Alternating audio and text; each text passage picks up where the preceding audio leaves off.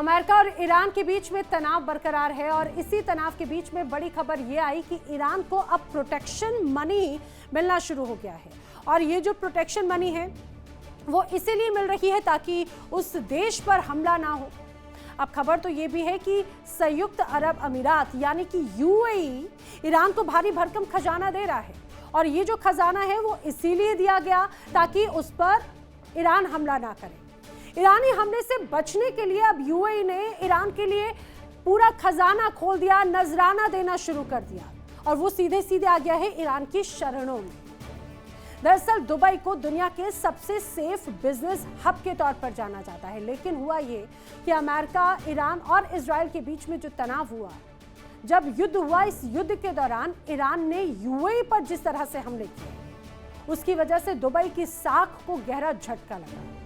आमतौर पर अमेरिका के साथ में खड़े रहने वाले यूएई ने अब एक तरह से रास्ता नाप लिया है, अमेरिका से दूरी बना ली, अमेरिका के रास्ते पर ना चलने का एक तरह से प्लान बना लिया है, अलग रास्ता तय किया है ताकि ईरान के हमलों की वजह से जो दुबई की सुरक्षा है उसको लेकर रिस्क जिस रूप में बढ़ा, उस रिस्क को घटाया जा सके।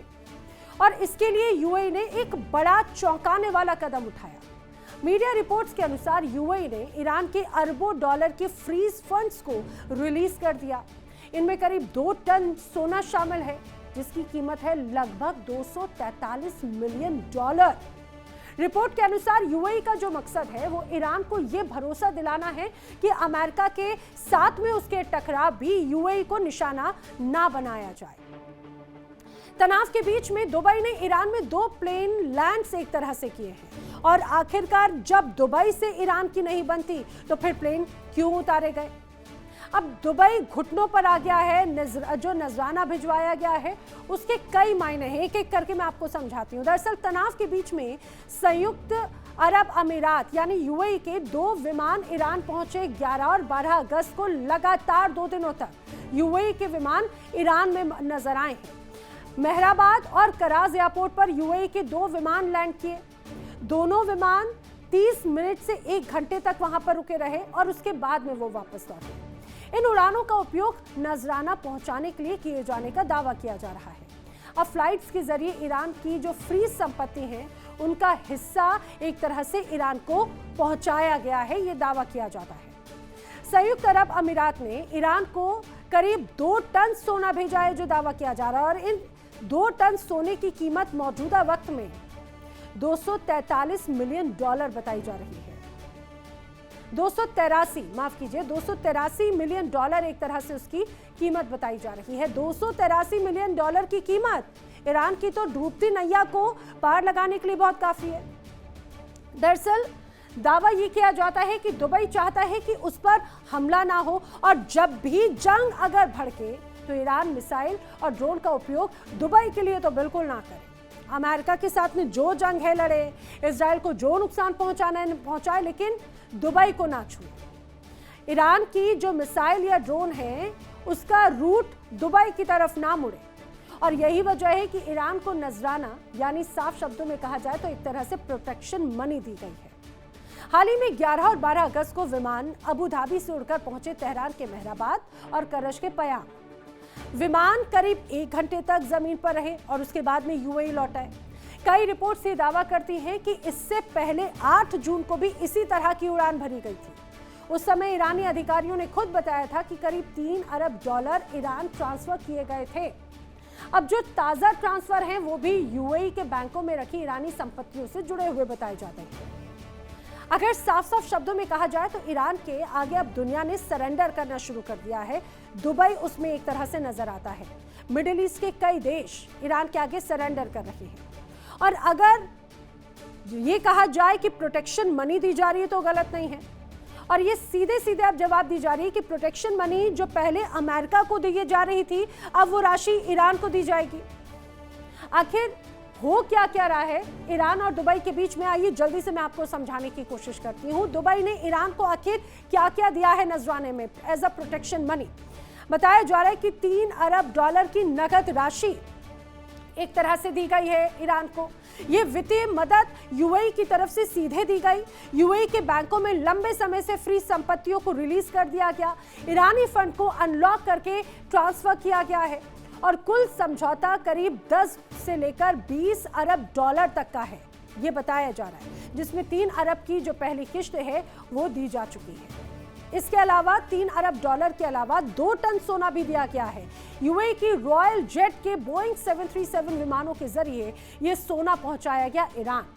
अबू धाबी से तेहरान के मेहराबाद और पयाम एयरपोर्ट पर यह सोना पहुंचाया गया। इतना ही नहीं, 15 यात्री विमान भी नजराने में दिए गए हैं। अमेरिकी प्रतिबंध और हमलों की वजह से ईरान का एयरपोर्ट बहुत ज्यादा क्षत विक्षत हो गया था, बहुत नुकसान हुआ, बहुत डैमेज हुआ था। कई ईरानी फ्लाइट्स भी हमले की वजह से क्षतिग्रस्त हुई थी।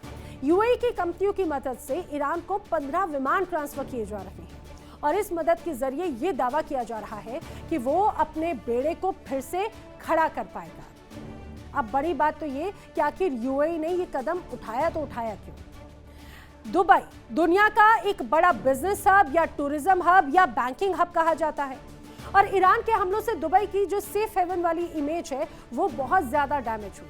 हमलों की वजह से वहां पर से जो अरबपति कारोबारी हैं पलायन करने लग गए थे।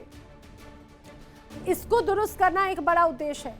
ईरान की तरफ से जो हमले हो रहे हैं उन हमलों पर रोक लगाना बड़ा उद्देश्य है, क्योंकि ईरान ने कई बार चेतावनी दी कि यूएई की धरती से अगर हमला हुआ तो ईरान जवाब जरूर देगा। यूएई की धरती पर अमेरिका की जो सैन्य ठिकाने हैं वहां से ईरान पर हमला ना हो, और अगर हमला होता है तो दुबई, अबू धाबी, इनके एयरपोर्ट्स और बंदरगाहों को ईरान तबाह कर देगा।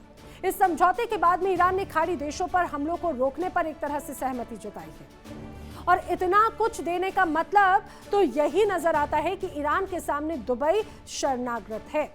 और इससे पहले कतर ने भी सरेंडर कर दिया था, याद कीजिए।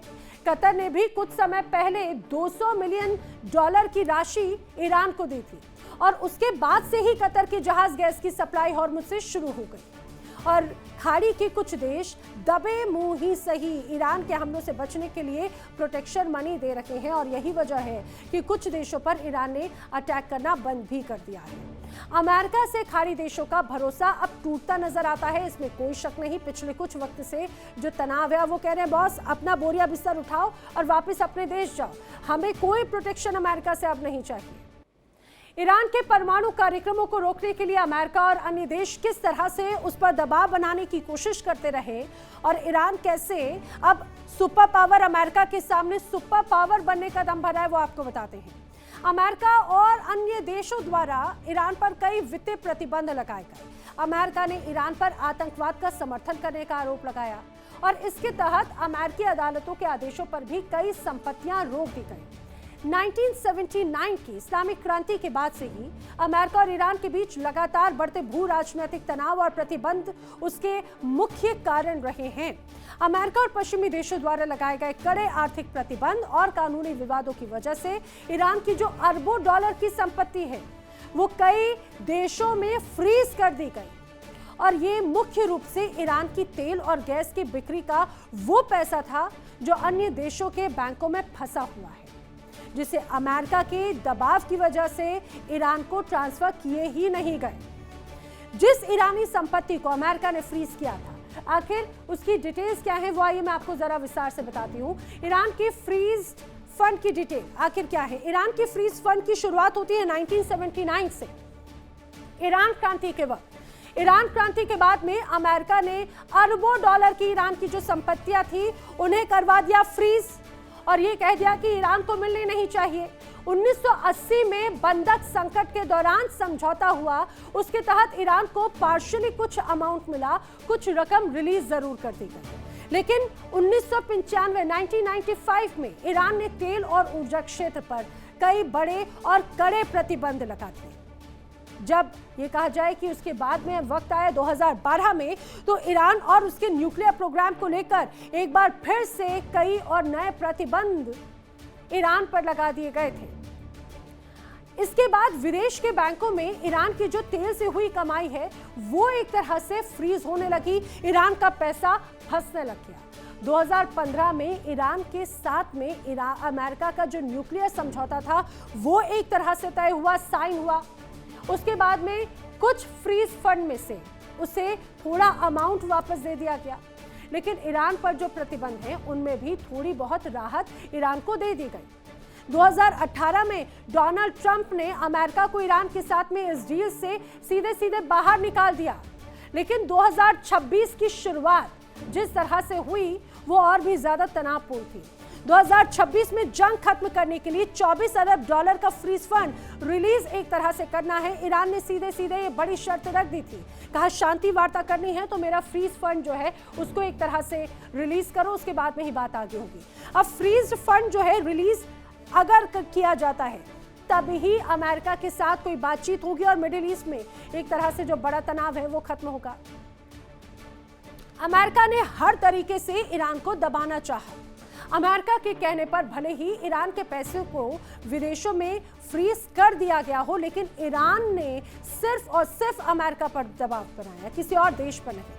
हालांकि अब तो उम्मीद ये लगाई जा रही है कि ईरान को धीरे धीरे सारी फ्रीज की गई संपत्ति वापस मिल जाएगी, ऐसी उम्मीद एक तरह से ईरान को जागी है।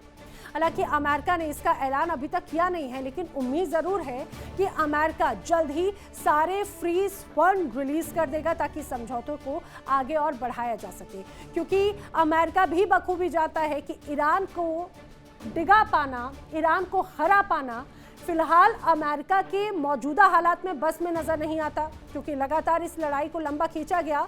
ईरान को तोड़ने की कोशिश की गई, कमजोर हुआ लेकिन टूटा नहीं ईरान, बल्कि अमेरिका के लिए मुसीबत का सबब बन गया है ये जंग। ईरान के फ्रीज संपत्तियों को अगर देखा जाए तो दुनिया भर में करीब 100 अरब डॉलर के आसपास रकम फंसी हुई है।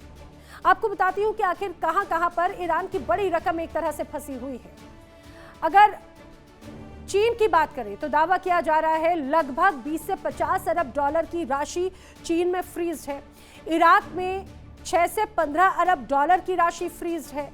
भारत में लगभग 7 अरब डॉलर अटका हुआ है। कतर में लगभग 6 अरब डॉलर अटका हुआ है।